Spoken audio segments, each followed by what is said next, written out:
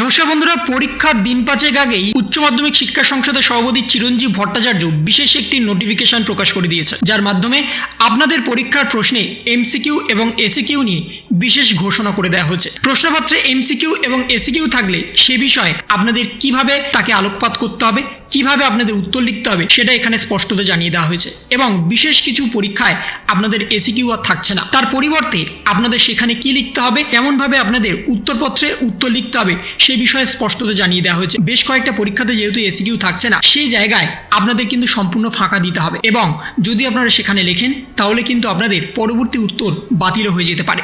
এবং সেই নোটিফিকেশন অনুযায়ী স্পষ্টত আপনারা দেখতে পাচ্ছেন 2024 সালে পরীক্ষায় গত বছরের ন্যায় সেন্টার ভেন্যু অনুযায়ী হবে এবং পরীক্ষার্থীদের অন্য স্কুলে গিয়ে পরীক্ষা দিতে হবে। এটা আপনারা সবাই জানেন, কারণ আপনাদের ইতিমধ্যে রুটিন প্রকাশ হয়ে গেছে। এবং দ্বিতীয় যে পয়েন্ট, সেখানে বলে দেওয়া হয়েছে 2024 সালে প্রশ্ন পুস্তিকায় বহু বিকল্প ভিত্তিক প্রশ্ন অর্থাৎ এমসিকিউ এবং সংক্ষিপ্ত উত্তরভিত্তিক প্রশ্নাবলী অর্থাৎ এসিকিউ উত্তর এবং উত্তরপত্রে নির্দিষ্ট ছাপানো টেবিলে লিখতে হবে। এতদিন পর্যন্ত আপনারা যেখানে খুশি উত্তর লিখতেন, কিন্তু এখন থেকে নির্দিষ্ট জায়গা করে দেওয়া হবে এমসিকিউ এবং এসিকিউ এর জন্য।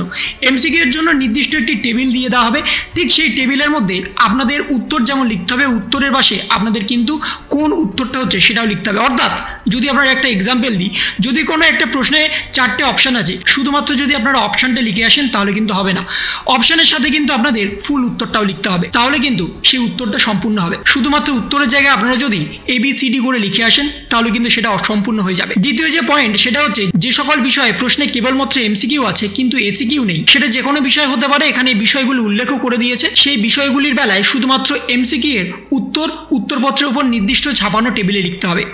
এক্ষেত্রে যেহেতু এসিকিউ নেই, সেজন্য এসিকিউ এর উত্তরের জায়গায় পরীক্ষার্থীদের কিছু লিখতে হবে না। পরবর্তী সাদা পৃষ্ঠা থেকে প্রশ্ন নম্বর দিয়ে উত্তর লিখতে হবে। নতুন বছরের জন্য শুভেচ্ছা এবং অভিনন্দন সহ উচ্চ মাধ্যমিক শিক্ষা সংসদের সভাপতি চিরঞ্জীব ভট্টাচার্য এই বিজ্ঞপ্তিটা প্রকাশ করে দিয়েছেন। তাহলে বর্তমানে বুঝতেই পারছেন, যে সমস্ত পরীক্ষাতে যেমন ম্যাথে এসিকিউ থাকবে না, তার সাথে ভোকেশনাল সাবজেক্টে এসিকিউ থাকবে না, তার সাথে বেশ কয়েকটা সাবজেক্টে কিন্তু এসিকিউ থাকছে না। এবং এই সাবজেক্টে এসিকিউ যেহেতু নেই, সেই জন্য আপনাদের কিন্তু এসিকিউ এর জায়গাটা সম্পূর্ণভাবে ফাঁকা রাখতে হবে।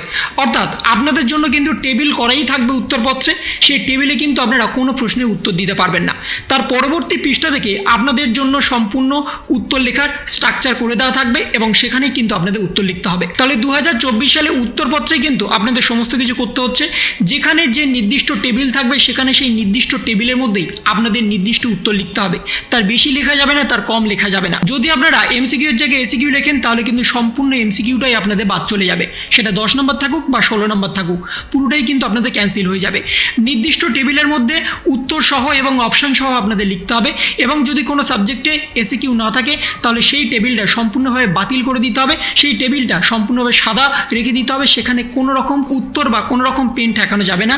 পরবর্তী পৃষ্ঠা থেকে আপনাদের উত্তর লিখতে হবে, নির্দিষ্ট প্রশ্নের দাগ নাম্বার দিয়ে আপনাদের উত্তর লিখতে হবে।